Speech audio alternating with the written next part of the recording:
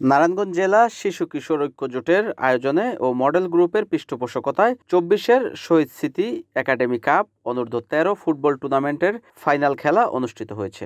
এতে ১৮টি দল অংশগ্রহণ করে। ফাইনালে ৩-০ গোলে বঙ্গবীর সংসদকে হারিয়ে বন্ধন কোচিং সেন্টার চ্যাম্পিয়ন হয়। অনুষ্ঠানের প্রধান অতিথি হিসেবে উপস্থিত ছিলেন ক্রীড়া সংগঠক ও মডেল গ্রুপের ম্যানেজিং ডিরেক্টর মাসুদুজ্জামান। এ সময় আরও উপস্থিত ছিলেন সাবেক জাতীয় ফুটবলার সম্রাট হোসেন এমিলি, সাফজয়ী নারী ফুটবল দলের অধিনায়ক সাবিনা খাতুন, সাবেক জাতীয় ফুটবলার ও জেলা ফুটবল অ্যাসোসিয়েশনের সভাপতি শহীদুল ইসলাম স্বপন, সাবেক জাতীয় ফুটবলার গোলাম গাউস, ছাত্র ফেডারেশন নারায়ণগঞ্জ জেলা সভাপতি ফারহানা মানিক মুনা, গণসংহতি আন্দোলনের সমন্বয়ক তরিকুল সুজন সহ ক্রীড়া সংগঠকেরা এ সময় মাঠে উপস্থিত ছিলেন।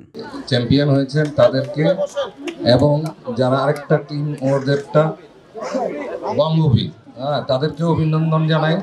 রানার্স আপ হওয়াটা একেবারেই ছোট কিছু নয় এবং তোমাদের দুই দলকেই অভিনন্দন জানাই।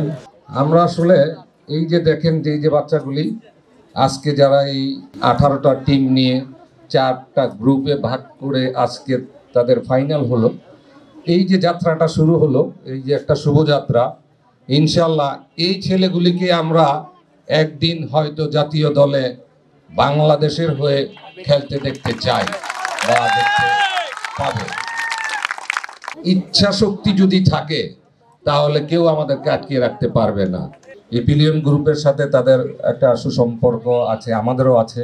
আমরা তাদেরকে আপনাদের মাধ্যমে আমরা আমন্ত্রণ জানাতে চাই যে এই যে একটা মেইন লাইন, এই যে একটা শুরু হলো বা এই যে বাচ্চাদের দিয়ে শুরু হলো, আমরা ধাপে ধাপে আমরা প্রত্যেকটা টুর্নামেন্ট বছরে 3টা কেন, যদি প্রয়োজন হয় আমরা 4টা 5টাও করবো, সেই সুযোগ যদি থাকে।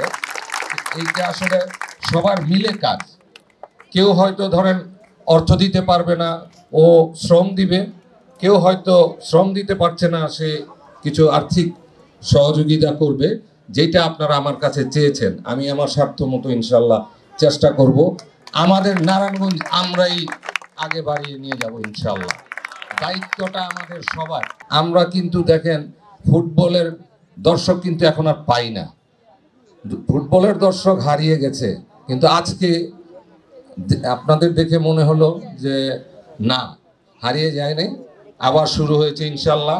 একদিন দেখবো এই গ্যালারিগুলি একেবারে পরিপূর্ণ হয়ে আছে, ওই আশায় বুক বাঁধি আমরা।